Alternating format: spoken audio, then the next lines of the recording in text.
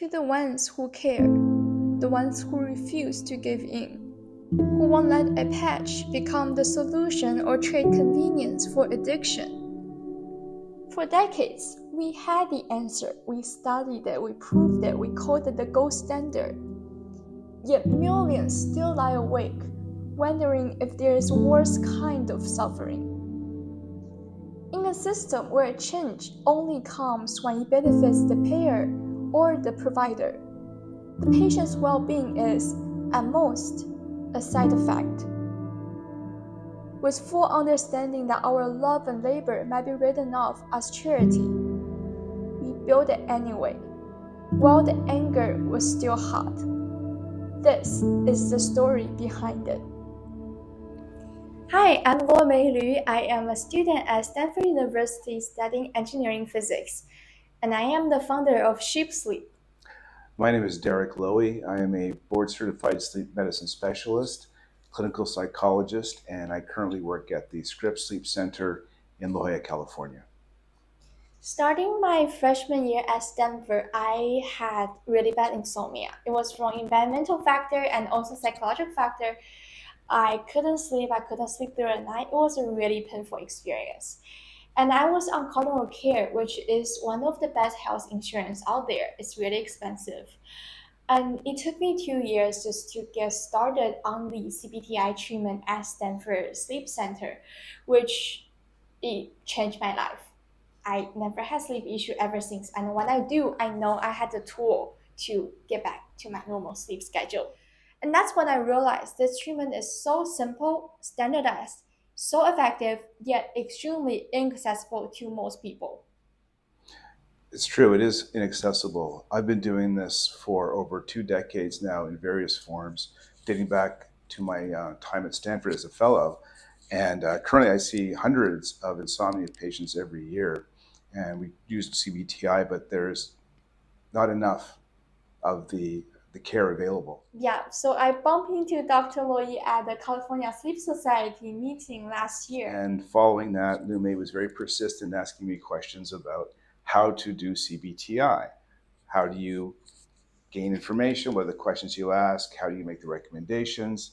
And I was kind of stuck because I wasn't sure how to explain what I did. And I realized that a lot of it was intuitive. Sure, it was based on a lot of manual-based techniques, but I found that it was much more effective to customize those things and individualize them to the patient that was sitting in front of you. And it was hard to impart that to somebody.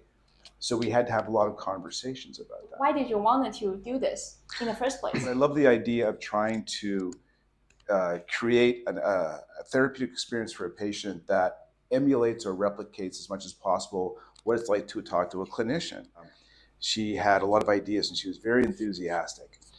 She had a lot of spark in her, and I was taken aback by her energy and enthusiasm, especially her story, having been an insomnia patient, having benefited from CBT-I at Stanford. And the idea was to sort of pick my brain about how I ask patients questions, how I deliver the therapy, the nuances, the anecdotes, the stories, how I kind of get people to buy into the therapy, because CBT-I only works if patients follow the recommendations. And sometimes the recommendations can be a little bit off-putting. They move patients outside their comfort zone, and so you have to be able to navigate that to get patients to buy into the program. Right, that's why we've launched our personalized sleep optimization program called Sheep Sleep. It was designed to duplicate the exact experience as a patient would have with an experienced human sleep psychologist. For most patients in this day and age, they don't want to take sleeping pills. At the same time, doctors don't want to prescribe them anyway. So what's the middle path out from that situation?